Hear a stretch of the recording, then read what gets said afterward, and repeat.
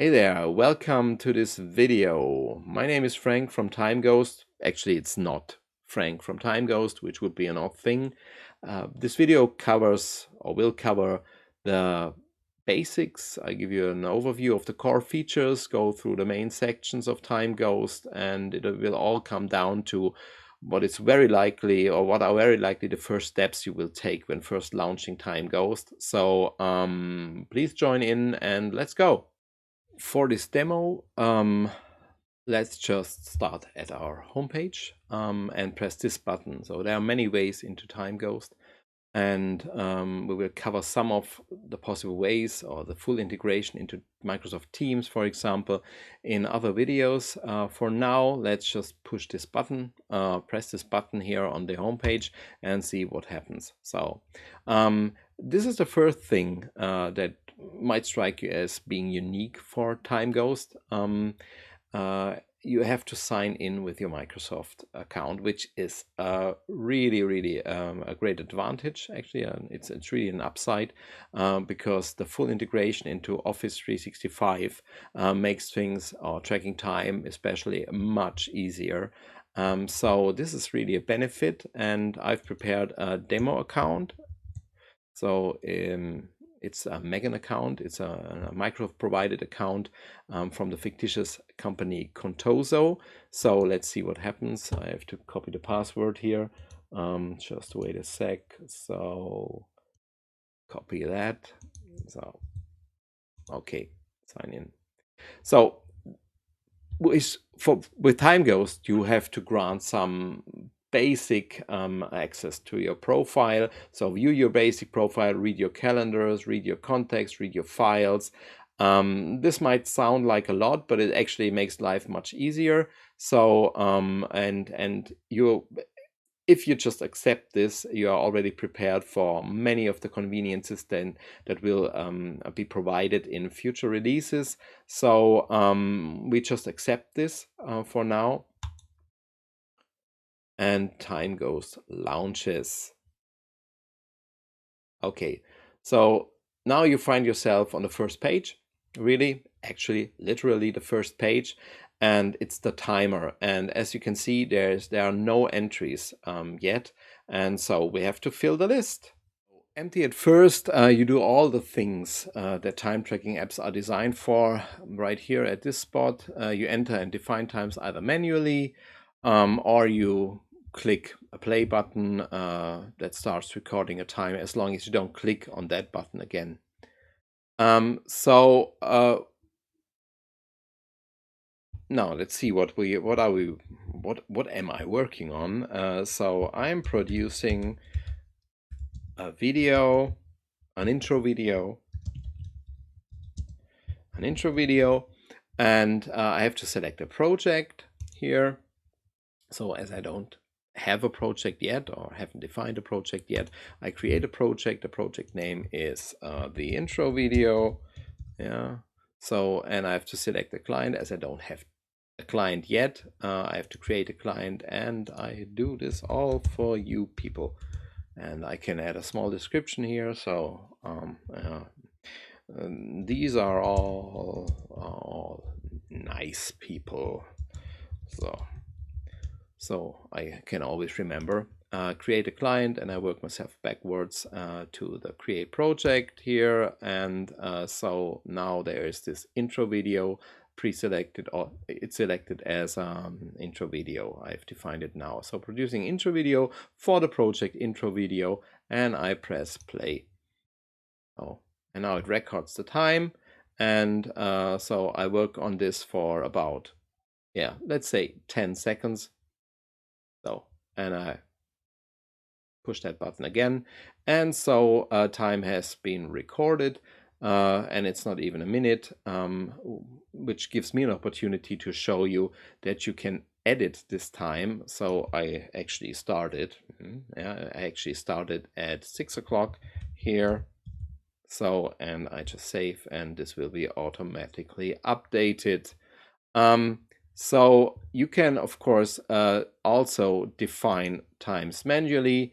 So let's say I worked on this, I prepared this video the whole day yesterday. So it's a preparation for video. So that's my task. And I select the project. It's the intro video again.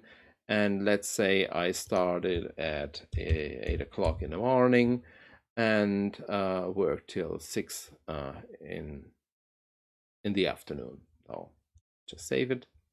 So the same task here for preparation for video. Here, it's a different task, producing an intro video, preparation for video.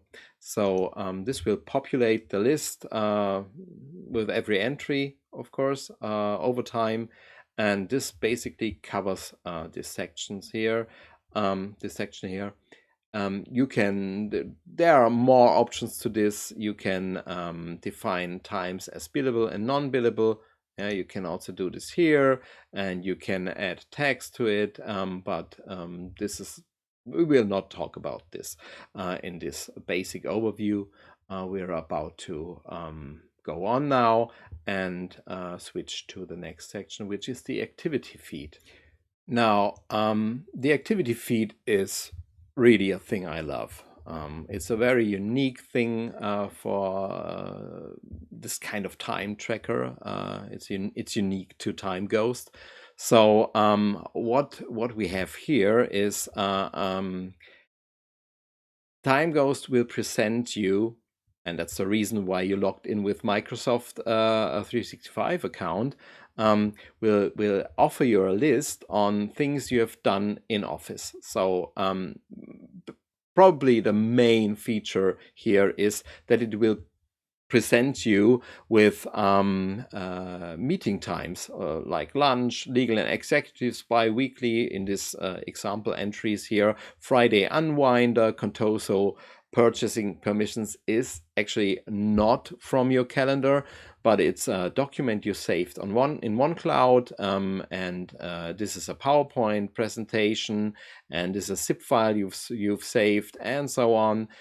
So this activity feed is really helpful in reminding you about things you've done and you're likely to forget about. So if I want to track a specific meeting I had in the past, for example on Friday the 3rd of April, I will just say we had this legal and executive bi-weekly, and this was relevant for this project here.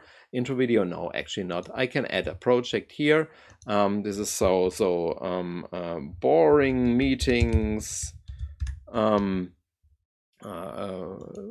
and for you people, no, actually that's a bad thing, but I create this project here now, and it will be displayed as a box here. And the reason for this is that you can easily drag and drop this meeting on this project. So, and now it is already predefined as a time entry, so you can just make it billable, and save the changes. And if you switch back to the timer, you will see that this event from my calendar will appear here under the project boring meetings, and it's billable, and it lasted 1 hour. So back to the activity feed here, I can do the same with, let's say the Contoso purchasing permissions doc was relevant for the intro video. So I can drag and drop it on here. And as it was a single moment in the past where it has been saved, I just can say, yeah, I worked on this before I saved for about an hour. Yeah, so I make this 9:46 and save the changes, and again, this will appear here as a work on this document. So, and I can of course change it here. And I can define it in more detail. Time writing on control the purchasing permissions docx. So, and I can save it. And so this is just another entry in my timer list, and I can set this to billable if I did this for a client, for example. This basically covers the activity feed, which is really a great benefit when you work with timeghost, as this list of reminders about things you might have forgotten or might are about to forget is really helpful. It's so easy to just drag and drop them onto projects and never forget a thing. The third and last section we will cover in this introductory video here is the dashboard. So the dashboard is, pretty much the main section or the main overview hub of your of the times you've spent working on projects, and here you can select your intervals for getting an overview on all the time spent on projects, set as billable or not here. Let's just set this here. No, you can choose billable, non-billable in this overview and show the team. Yeah, so we switch that off for the moment. And so this is these are the 10 hours I've spent of work preparing the video yesterday, and preparation time not set as billable. And this is the billable 24 minutes I've spent on actually producing the video. So you can take a look at this here in more detail and not just by mouse over. And so we offer different formats for output out of the box so that you can export overviews into PDF format or Excel spreadsheets. You have lots of flexibility with this by using Microsoft Flow or Automate Now, which is also benefit from working within an Office 365 environment. So we will show you how to do this exactly in more video tutorials over time. And for now, this covers the basics and the three main sections: timer, activity feed, and dashboard. We are at the end. This pretty much covers the basics of timeghost and the main sections for this introductory video. Really enjoyed talking to you. Make sure to subscribe to our channel and hit the bell button. So I say goodbye for now, and glad to welcome you back anytime in the future. Bye.